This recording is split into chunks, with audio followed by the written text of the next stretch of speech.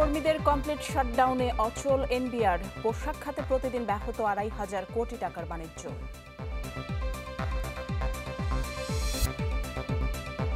নতুন বাংলাদেশে আগের রাজনীতি চলবে না, মানসিকতা বদলানোর আহ্বান আমির খসরুর। সোহরাওয়ার্দী উদ্যানে ইসলামী আন্দোলনের সমাবেশে নেতাকর্মীদের ঢল, সংখ্যানুপাতিক পদ্ধতিতে নির্বাচন দাবি। আগস্টে আসছে বুয়েটের ব্যাটারি চালিত ই-রিকশা, শুরুতে চলবে পল্টন, ধানমন্ডি ও উত্তরায়। ইরানের শীর্ষ সামরিক কমান্ডার ও পরমাণু বিজ্ঞানীদের শেষ বিদায়, তেহরানের শোক যাত্রায় জনসমুদ্র।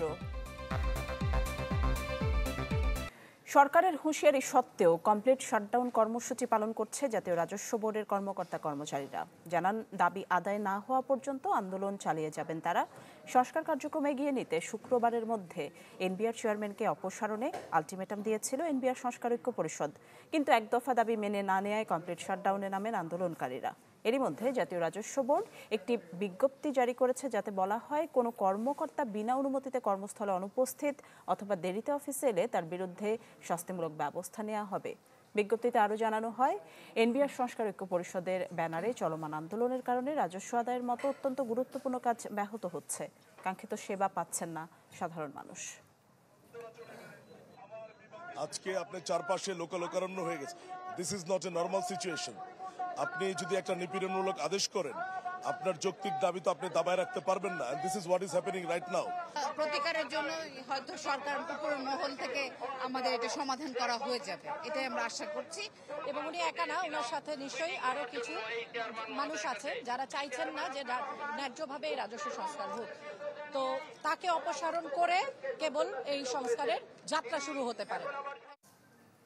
আন্দোলন প্রত্যাহারে অর্থ উপদেষ্টার আহ্বান আর এনবিআর এর হুমকি প্রত্যাখ্যান করে কমপ্লিট শাটডাউন ও মার্চ টু এনবিআর কর্মসূচি পালন করছে এনবিআর সংস্কার ঐক্য পরিষদ। সেখানে যুক্ত হচ্ছেন ইমদাদ হক, আর তার কাছ থেকে সবশেষ খবর জানবো। ইমদাদ, এখন সবশেষ কি খবর আছে?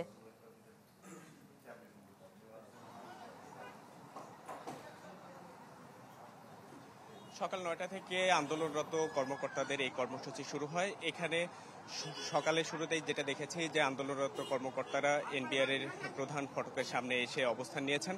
তারা এখানে গেটের বাইরে অবস্থান করছেন। একই সাথে আইনশৃঙ্খলা পরিস্থিতি এখানে সরব উপস্থিতি রয়েছে, তাদের আইনশৃঙ্খলা পরিস্থিতি নিয়ন্ত্রণে পর্যাপ্ত প্রস্তুতিও রয়েছে। আজকে সংবাদ সম্মেলন করে তারা পরবর্তী কর্মসূচি ঘোষণা করেছেন, যেটি আজকে থেকে শুরু হয়েছে যে লাগাতার শাটডাউন কর্মসূচি, সেটা তারা অব্যাহতভাবে চালিয়ে যাবেন। আগামী মঙ্গলবার অর্থ উপদেষ্টার সাথে তাদের একটি বৈঠক হওয়ার কথা রয়েছে, সেখানে তারা যাবেন। যদিও এই বৈঠকে উপস্থিত হওয়া নিয়ে একটা দ্বিধা বিভক্তিমূলক বক্তব্য এখান থেকে দেখা গেছে। কেউ বলেছেন যে এনবিআর চেয়ারম্যানের পদত্যাগ না হওয়া পর্যন্ত তারা এই কর্মসূচি প্রত্যাহার করবেন না। আরেকটি পক্ষ আবার বলছে যে সরকারের সাথে আলোচনার জন্য তারা সব সময় প্রস্তুত। এর আগে কয়েক দফায় সরকার আলোচনার যে উদ্যোগ নিয়েছে, সেখানে বৈষম্য বিরোধী যে জোট আন্দোলনরত যে কর্মকর্তা রয়েছেন তাদেরকে ডাকা হয়নি, কিন্তু তারা প্রধান উপদেষ্টার হস্তক্ষেপে এই আন্দোলনের সমাপ্তি চান। প্রধান উপদেষ্টা যদি তাদের দাবি দেওয়া শোনেন আর দাবি দেওয়া পূরণের ব্যাপারে ইতিবাচক আশ্বাস দেন, তবেই তারা কর্মসূচি প্রত্যাহার করবেন। তাদের দাবির এক দফা দাবি যেটা যে এনবিআর এর চেয়ারম্যানের পদত্যাগ।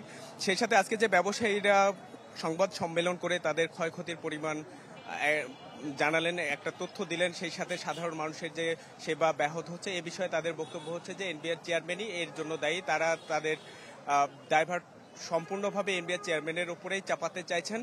কোনোভাবেই তারা এই কর্মসূচি থেকে সরে আসবেন না যতক্ষণ পর্যন্ত না তাদের দাবি দেওয়া পূরণ হচ্ছে। সারা দেশের মাঠ পর্যায়ে সকল অফিসগুলোতেও এই কর্মসূচি একইভাবে পরিচালিত হচ্ছে। এর ফলে যেটা দাঁড়াচ্ছে যে আমদানি রপ্তানি কার্যক্রম ব্যাপকভাবে ব্যাহত হচ্ছে, সেই সাথে সাধারণ মানুষের যে সেবা সেটিও মারাত্মকভাবে ব্যাহত হচ্ছে। ইমদাদ, অনেক ধন্যবাদ আপনাকে। দর্শক দেখছিলেন এনবিআর সংস্কার ঐক্য পরিষদের complete shutdown March to NBR কর্মসূচি পালনের সবশেষ খবর জানাচ্ছিলেন সহকর্মী ইমদাদ হক। পরের খবরে যাব। কমপ্লিট শাটডাউনে অচল প্রায় চট্টগ্রাম কাস্টমস হাউস। দপ্তর খোলা থাকলেও উপস্থিত হননি তেমন কোনো কর্মকর্তা কর্মচারী। সচরাচর কাস্টমস হাউসে শনিবার বন্ধ থাকে আমদানি কার্যক্রম, যদিও পুরো দমে চলে রপ্তানির কাজ। তবে সকাল থেকে রপ্তানি সংশ্লিষ্ট শাখাগুলোতে তেমন কেউ উপস্থিত হননি। অবশ্য অল্প সংখ্যক সেবা প্রত্যাশীকে দেখা গেছে। এদিকে কাস্টমসের আমদানি কার্যক্রম বন্ধ থাকায় পণ্য খালাস চরমভাবে ব্যাহত হচ্ছে চট্টগ্রাম বন্দরে। এ পরিস্থিতি চলতে থাকলে কন্টেইনার জটের তীব্র আশঙ্কা করা হচ্ছে, যাতে উদ্বেগ জানিয়েছেন নৌ পরিবহন উপদেষ্টা।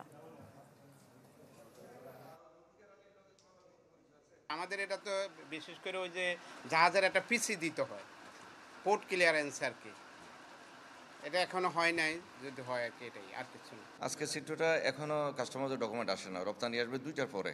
অফিসাররা বলছে রপ্তানি চলবে, রপ্তানিকে আটকাবে না ওনারা। হ্যাঁ, কাস্টমসের আমি স্টাফ শাখার আরও সাথে কথা বলছি, ওনারা বলছিলেন যে রপ্তানি চলবে। কিন্তু এখন অফিসারদের ডকুমেন্টসের কার্যক্রম তো সব কিছু বন্ধ আছে। আমরা এসআই ওয়ার্ল্ডে আজকে সারাদিনে একটা নাম্বার দিতে পারিনি, ওটা লক করে রাখছে। ইম্পোর্ট তো সব কিছু বন্ধই দেখতেছেন, পুরা কাস্টম তো শাটডাউন করে রাখছে। কন্টিনিউ করলে অবভিয়াসলি মানে বাংলাদেশ পোর্টের যদি অসুবিধা হয়, চিটাগং পোর্ট পার্টিকুলারলি, চিটাগং পোর্টের অসুবিধা হওয়া মানে বাংলাদেশের অর্থনীতির মধ্যে একটা বড় ধরনের ধাক্কা লাগা। এনবিআর কর্মীদের আন্দোলনের কারণে পোশাক খাতে প্রতিদিন ২৫০০ কোটি টাকার লেনদেন ব্যাহত হচ্ছে বলে দাবি করেছেন বিজিএমইএ এর সভাপতি। অচলাবস্থা ঘিরে জরুরি সংবাদ সম্মেলনে ব্যবসায়ীরা বলেন, কোনো শর্ত ছাড়াই পুরো দমে কাজ শুরু করতে হবে এনবিআর কর্মকর্তাদের। এ সময় আন্দোলনে ব্যবসায়ীদের জড়িয়ে অর্থ উপদেষ্টার বক্তব্যের নিন্দা জানানো হয়। এনবিআর ঘিরে এমন উত্তেজনা দেখা যায়নি এর আগে। সংস্কার ইস্যুতে শুরু হয়ে লম্বা সময়ের এই আন্দোলন এখন গড়িয়েছে চেয়ারম্যানকে অপসারণের এক দফা দাবিতে। ফলে ব্যাহত হচ্ছে সার্বিক কার্যক্রম, আর গুরুত্বপূর্ণ এই প্রতিষ্ঠানের এমন অচল অবস্থায় হুমকিতে ব্যবসা বাণিজ্য। এ নিয়ে ব্যবসায়ীদের কয়েকটি সংগঠন মিলে আয়োজন করে জরুরি সংবাদ সম্মেলন। বলা হয়, অচলাবস্থার কারণে ক্ষতিতে আমদানি রপ্তানি। এরই মধ্যে ক্রয়াদেশ বাতিলের হুমকি দেওয়া শুরু করেছেন বিদেশি ক্রেতারা। তাই কোনো শর্ত ছাড়াই কর্মকর্তাদের আন্দোলন প্রত্যাহারের আহ্বান জানান তারা। এক কর্মদিবসের মধ্যে প্রত্যাশিত ইউপি পেতে 10-15 দিন সময় লেগে যাচ্ছে। এতে করে রপ্তানি বিলম্বিত হচ্ছে। সৃষ্ট জটিলতার কারণে কিছু কিছু ক্রেতা বায়ার ইতিমধ্যে এয়ারশিপমেন্ট ও রপ্তানি আদেশ বাতিলের হুমকি দিয়েছে। সর্বাত্মক কর্মবিরতি করা যাবে না, এবং এটা করতে হলে পুরা দেশের অর্থনীতি একটা অলরেডি বিপদে আছে, আরও বিপদগ্রস্ত হবে। বিজিএমইএ সভাপতি দাবি করেন, আন্দোলনের ফলে দৈনিক প্রায় ২৫০০ কোটি টাকার বাণিজ্য ব্যাহত হচ্ছে, যা এই খাতের জন্য বড় ঝুঁকি তৈরি করবে আগামীতে। প্রতিদিন হলো ২৫০০ থেকে ২৬০০ কোটি টাকার মতো, এটা বলা যাবে না যে ক্ষতি হচ্ছে, ডিস্ট্রাকশন হচ্ছে। এবং এটা যে রিকারিং এফেক্ট সেটা হলো এনার্মাস। কারণ হলো এর কারণে যেটা হবে যে কোনো ইন্ডিভিজুয়াল যার হলো শক অ্যাবজর্বিং ক্যাপাসিটি কম, সেই ফ্যাক্টরি বসে যাবে এবং দেউলিয়া হয়ে যাবে। Market will not wait for Bangladesh. আমরা কি সিগন্যাল দিচ্ছি যে একটা দেশে পুরো কাস্টমস বন্ধ হয়ে যেতে পারে? আমার জানা মতে পৃথিবীতে অন্য কোনো দেশে এরকম উদাহরণ নাই যুদ্ধ ছাড়া। টাকা পয়সার বন্টন নিয়ে ঝগড়া হচ্ছে, মাঝপথে আমরা হচ্ছে বিপদগ্রস্ত। এরা সারা জীবন আমাদেরকে জ্বালাইছে, এখন সরকারকে জ্বালাইতেছে, এখন পুরো জাতিকে জ্বালাবে। সম্প্রতি আন্দোলন ঘিরে ব্যবসায়ীদেরকে জড়িয়ে দেয়া অর্থ উপদেষ্টার বক্তব্যের নিন্দাও জানান বিভিন্ন সংগঠনের নেতারা। আমার মনে অত্যন্ত দুঃখজনক যে এই ধরনের মন্তব্য আমরা অন্তত আশা করি না। Because Moinul Hasan, channel 24, Dhaka. আমরা আমাদের টাকা ছাপিয়ে আর সহায়তা করা হবে না কোনো ব্যাংককে। গভর্নরের ঘোষণার পরও অব্যাহত দুর্বল ব্যাংকগুলোকে সহায়তা। এ পর্যন্ত 12টি প্রতিষ্ঠানকে মোট ৫২,৫০০ কোটি টাকা ছাপিয়ে দিয়েছে বাংলাদেশ ব্যাংক। বাস্তবতার ভিত্তিতে এই সহায়তা অব্যাহত রাখার কথা জানায় বাংলাদেশ ব্যাংক। মাসুমিয়ার রিপোর্ট। টাকা ছেপে ব্যাংকে ঋণ দিলে বাড়তি নগদ তারল্য যোগ হয় অর্থনীতিতে, হাওয়া লাগে মূল্যস্ফীতিতে। তারপরেও আওয়ামী সরকারের আমলে দুর্বল হয়ে পড়া ব্যাংকগুলোকে ধারাবাহিকভাবে টাকা ছাপিয়ে ঋণ দিচ্ছে বাংলাদেশ ব্যাংক। 12টি ব্যাংককে এই ধার দেয় কেন্দ্রীয় ব্যাংক। বাংলাদেশ ব্যাংকের হিসেবে এ পর্যন্ত ব্যাংকগুলোকে নতুন টাকা ছাপিয়ে ধার দেওয়া হয়েছে মোট ৫২,৫০০ কোটি টাকা। এর মধ্যে গ্রাহকের আমানতের অর্থ ফেরত দিতে 10টিকে ডিমান্ড লোনের মাধ্যমে দেওয়া হয়েছে ৩৩,০০০ কোটি টাকার বেশি।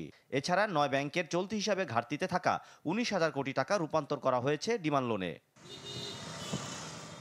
এসব ব্যাংকের মধ্যে সবচেয়ে বেশি 14,200 কোটি টাকা ধার নিয়েছে ফার্স্ট সিকিউরিটি ইসলামী ব্যাংক। এরপরই রয়েছে SIBL, ন্যাশনাল, এক্সিম ও গ্লোবাল ইসলামী ব্যাংক। তালিকায় রয়েছে Islami Bank, AB, BCBL, ICB, Basic ও পদ্মা ব্যাংক। যারা ডিপোজিটার ছিল আপনিও থাকতে পারেন। এই ব্যাংক নির্বাহীরা বলছেন, বাংলাদেশ ব্যাংক থেকে ধারে সাময়িক অস্থিরতা কাটলেও পুরোপুরি সমাধান হয়নি সমস্যার। আমাদের ব্যাংকটা অ্যাকচুয়ালি 50,000 কোটি টাকার হ্যান্ডেলিং এর ব্যাংক, তো সেখানে 8,000 8,500 কোটি টাকা খুব বেশি কিছু না, বাট অনেক টাকা, নো ডাউট। বাট কোশ্চেন হলো আমাদের যে এত বছরের আর লাস্ট কয়েক মাসে যেভাবে টাকা নিয়ে গেছেন আগের চেয়ারম্যান সাহেব, উনি সেখানে আমাদেরকে হেল্প করেছেন governor sir, we are pleased. But আমরা আশা করি আমরা আপাতত আর টাকা নিতে চাই না। রিটেল কাস্টমার যারা, তাদের কিন্তু কোনো সমস্যা হচ্ছে না। আমরা কিন্তু ওনাদের আমাদের যেটা আছে সেটাকে কিন্তু আমরা দিচ্ছি, যখনই আসছে আমাদের টাকা পাচ্ছে, এবং যথেষ্ট কিন্তু আমাদের লিকুইডিটি ক্যাশ যে পজিশন, ওটা আমাদের মাশাআল্লাহ ভালো। এটা বাট পুরোপুরি একটা একেবারে স্মুথ হতে আপনার মিনিমাম আমাদের 6 থেকে 1 বছর লাগবে, একেবারে যে বলতে পারবো যে না এভরিথিং ইজ ওকে। টাকা ছাপিয়ে ব্যাংকগুলো আর ধার পাবে না, গভর্নর একাধিকবার এই কথা বললেও কথা রাখতে পারেননি। তবে বাংলাদেশ ব্যাংকের মুখপাত্র বলছেন, বাস্তবতা বিবেচনা করে অব্যাহত রাখা হয়েছে দুর্বল ব্যাংকগুলোকে সহায়তা। এখন ব্যাংকগুলিকে দেওয়া হচ্ছে যাতে ক্ষুদ্র আমানতকারীরা তাদের ওই চেকের বিপরীতে টাকা পায়, সেটার জন্য। আমরা যেহেতু চাচ্ছি ব্যাংকগুলো ঘুরে দাঁড়াক, অতএব ব্যাংকগুলোর গ্রাহক যখন চেক দেয়, এখন যদি তাদের প্রতিটা চেকে যদি লিকুইডিটির অভাবে ডিসঅনার হয়, তবে তো কোনোভাবেই ব্যাংকগুলির মধ্যে আস্থা ফিরে আসবে না। দুর্বল হয়ে পড়া এই ব্যাংকগুলোর মধ্যে প্রথম ধাপে হাফ ডজনের মতো প্রতিষ্ঠানকে একীভূত করার সিদ্ধান্ত নিয়েছে বাংলাদেশ ব্যাংক। তবে এতে অসম্মতি জানিয়েছে এই তালিকায় থাকা Exim Bank Limited. Masum Mia, Channel 24, Dhaka. World class innovation নিয়ে ওয়ালটন এখন দেশের সীমানা পেরিয়ে পৌঁছে গিয়েছে 50টিরও বেশি দেশে। নতুন বাংলাদেশে আগের রাজনীতি চলবে না, কারণ দেশের মানুষের মানসিকতার পরিবর্তন এসেছে। সিলেটের মেন্দিবাগ এলাকায় এক অনুষ্ঠানে এসব বলেন বিএনপির স্থায়ী কমিটির সদস্য আমির খসরু মাহমুদ চৌধুরী। অভিযোগ করেন, লুটেরাদের কারণে দেশের ব্যবসা বাণিজ্য ধ্বংসের মুখে পড়েছে। বলেন, চা, আগর, পর্যটন সহ বিভিন্ন শিল্প সঠিক পরিকল্পনার মাধ্যমে বিশ্বমানে নিয়ে যাওয়া সম্ভব।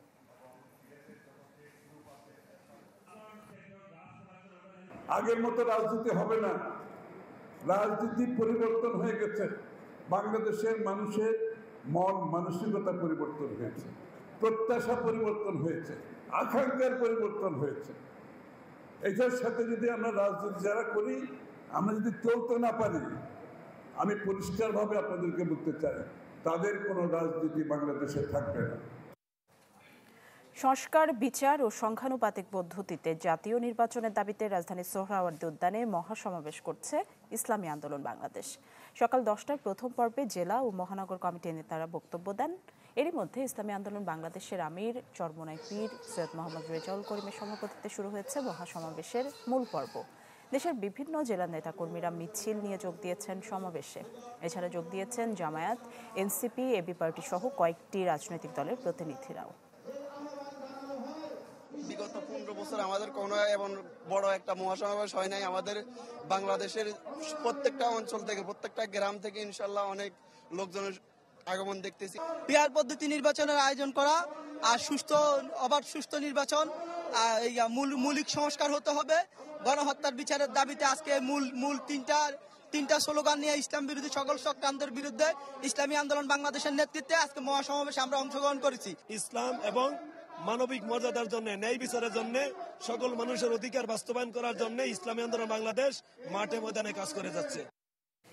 এই মুহূর্তে সোহরাওয়ার্দী উদ্যান থেকে আমাদের সাথে যুক্ত হচ্ছেন সুলতান মাহমুদ আরিফ এবং আরও যুক্ত আছেন রমিজ হোসেন। শুরুতে আরিফের কাছে যাব। আরিফ, মহাসমাবেশ এখন কোন পর্যায়ে রয়েছে? যারা বক্তব্য দিয়েছেন তারা কি বলছেন আসলে?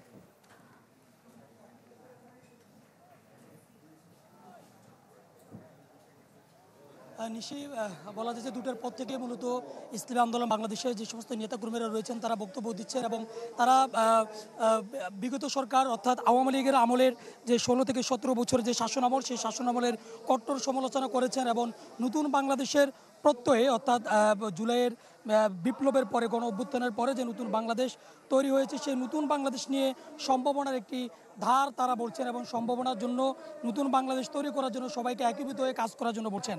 আর আজকের এই সমাবেশটি মূলত তাদের সংস্কার বিচার ও পিআর পদ্ধতিতে নির্বাচনের দাবিতে ও দেশ ও ইসলাম বিরোধী সকল ষড়যন্ত্র চক্রান্তের প্রতিবাদে মূলত আজকে তারা এই সমাবেশটি তারা করছেন। এবং ইতিমধ্যে আমি তারা তুলে ধরেছেন এবং 16টি দাবি তারা তুলে ধরেছেন। তোর মধ্যে আমি যদি তাদের যে দাবিগুলোর মধ্যে অন্যতম দাবি হচ্ছে আগামী জাতীয় নির্বাচনে দুর্নীতিবাজ, চাঁদাবাজ ও সন্ত্রাসী শক্তির বিরুদ্ধে দেশপ্রেমিক ইসলামী শক্তিপাত কঠিন ঐক্য গড়ে তোলার আহ্বান তারা করেছেন। এবং এর পাশাপাশি তারা বলছেন যে আগামীতে যতগুলো জাতীয় নির্বাচন হবে সবগুলো জাতীয় নির্বাচন যেন অন্তর্বর্তীকালীন সরকারের অধীনে হয় সেই দাবি তারা তুলছেন। এবং পাশাপাশি তাদের আজকের এই মহাসমাবেশ থেকে তারা বলছেন যে ভারতের সাথে সকল চুক্তি জনসম্মুখে যেন অনতিবিলম্বে প্রকাশ করা হয় এবং সকল দেশবিরোধী যতগুলো চুক্তি হয়েছে বিগত 16 থেকে 17 বছর ভারতের বাতিল হয়। সে বলছেন যে পতিত ফেসিবাদের অর্থাৎ আওয়ামী লীগ আমলের যারা গুম খুন হত্যার সাথে জড়িত তাদের বিচার যেন নিশ্চিত করতে হবে এবং বিদেশে। আরিফ, অনেক ধন্যবাদ আপনাকে। আমরা এই মুহূর্তে রমিজ হোসেনের কাছে চলে যেতে চাই। রমিজ, আপনার কাছে কি খবর আছে মহাসমাবেশের?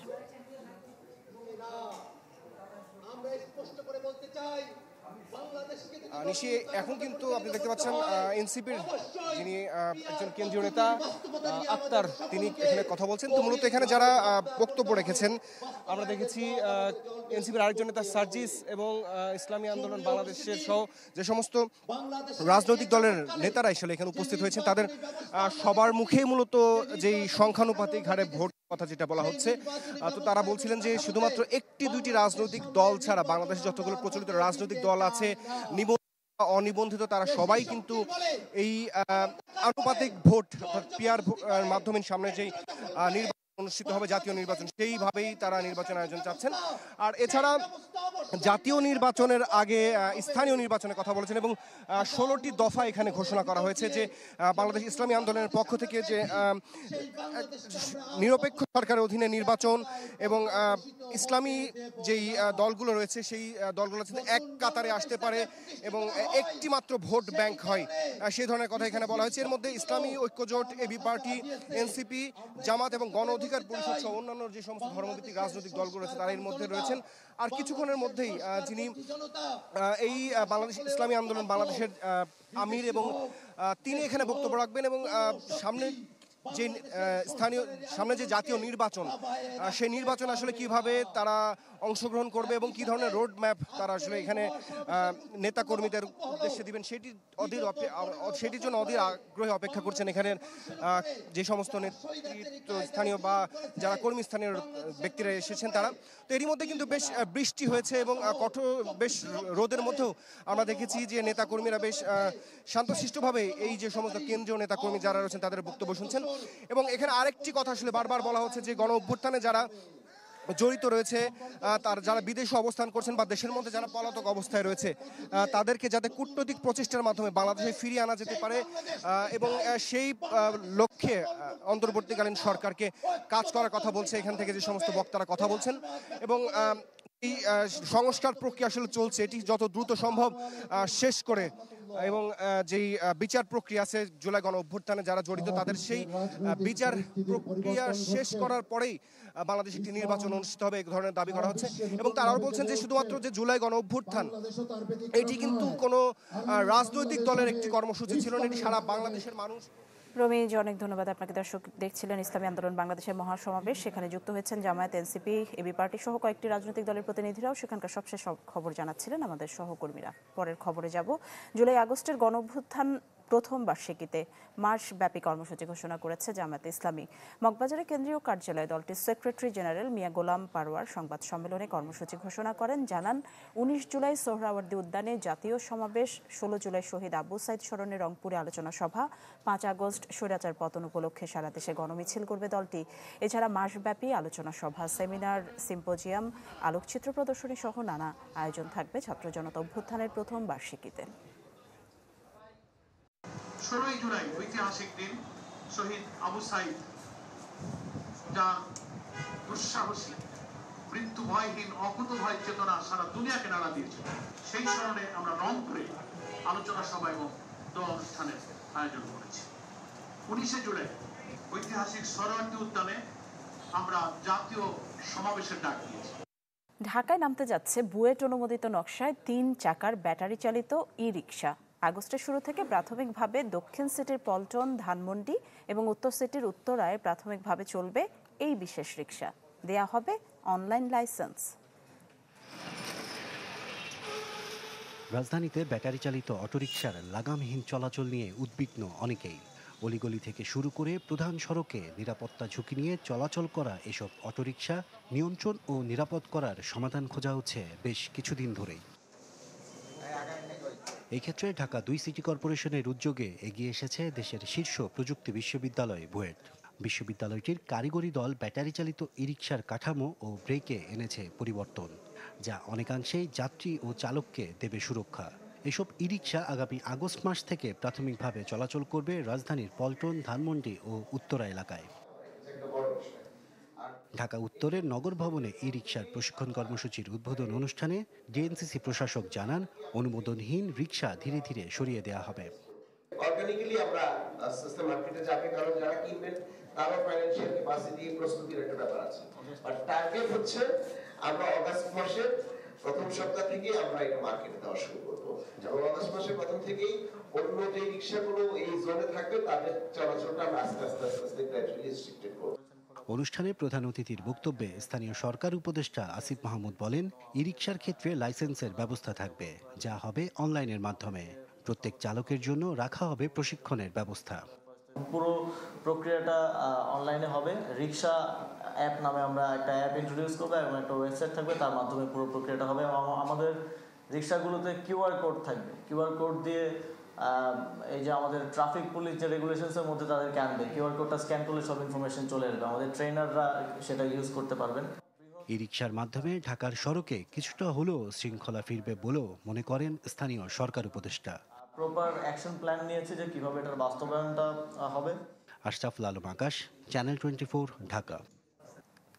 যুদ্ধে নিহত শীর্ষ সামরিক কমান্ডার ও পরমাণু বিজ্ঞানীদের শেষ বিদায় জানালো ইরান। তেহরানের শোক যাত্রা রূপ নেয় জনসমুদ্রে। কান্না ভেজা চোখে ভালোবাসায় বিদায় জানান জাতীয় বীরদের।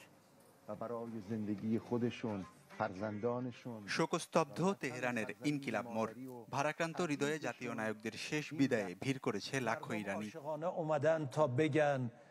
গেল 12 দিনের যুদ্ধে ইসরায়েলি হামলায় সামরিক কমান্ডার ও পরমাণু বিজ্ঞানী মিলে প্রাণ গেছে প্রায় 60 জনের, যাদের ঐতিহাসিক জানাজায় অংশ নিতে উপস্থিত সব বয়সী মানুষ। শোকযাত্রায় 11 কিলোমিটার দূরের আজাদি স্কয়ার পর্যন্ত নিয়ে যাওয়া হয় শহীদদের কফিন। জাতীয় বীরদের হারানোর শোকে আবেগাপ্লুত হয়ে পড়েন উপস্থিত অনেকে।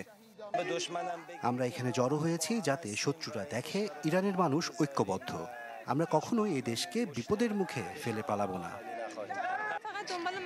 আমরা আমাদের শহীদদের রক্তের বদলা চাই। ট্রাম্প তার ব্যক্তিগত স্বার্থের পেছনে ছুটে ইরানের ধ্বংস কামনা করছে।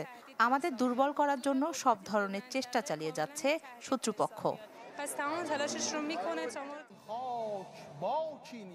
বিশেষ মর্যাদা প্রদর্শন করা হয় ইরানের সশস্ত্র বাহিনীর উপপ্রধান ও ইসলামী বিপ্লবী গার্ড বাহিনীর প্রধান জেনারেল মোহাম্মদ বাঘেরিকে। ইসরায়েলি হামলায় নিহত হয়েছেন তার স্ত্রী ও মেয়েও। রাষ্ট্রীয় মর্যাদায় জানাজা সম্পন্ন হয় আইআরজিসির প্রধান কমান্ডার হোসেন সালামি এবং অ্যারো স্পেস ফোর্সের কমান্ডার আমির আলী হাজিজাদে সহ বাকিদের। 13 জুন ইরানে হামলা চালায় ইসরায়েল। জবাবে তেল আবিবে পাল্টা হামলা শুরু করে তেহরান। সংঘাতে ইরানের অন্তত 14 জন বিজ্ঞানীকে হত্যার দাবি করেছে ইসরায়েল। প্রাণ হারান জ্যেষ্ঠ সামরিক কর্মকর্তারাও, যাদের বেশিরভাগই টার্গেট কিলিংয়ের শিকার। ওয়ালিউল্লাহ ফারুক, চ্যানেল 24। পাকিস্তানের খাইবার পাখতুনখোয়ায় সামরিক গাড়িবহরে আত্মঘাতী হামলায় অন্তত 13 সেনা নিহত হয়েছেন। আহত আরও 29 জন। আহত 10 সেনার মধ্যে 4 জনের অবস্থা আশঙ্কাজনক। শনিবার প্রদেশের উত্তর ওয়াজিরিস্তান জেলায় এই আত্মঘাতী বোমা হামলা হয়। সেনাবাহিনীর গাড়িবহরে একটি গাড়ি ঢুকে পড়ে। এর কিছুক্ষণের মধ্যে ঘটে বিস্ফোরণ। এতে ঘটনাস্থলের কাছের 2টি বাড়ির ছাদ উড়ে গেছে। আহত হয়েছে ওই বাড়ির 6 জন শিশু। হামলার দায় স্বীকার করে বিবৃতি দিয়েছে তেহরিকে তালেবান পাকিস্তান টিটিপির উপশাখা হাফিজ গুল বাহাদুর আর্মড গ্রুপ। সংবাদের এই পর্যায়ে আরও একটা বিরতি নিচ্ছি, ফিরছি একটু পরে।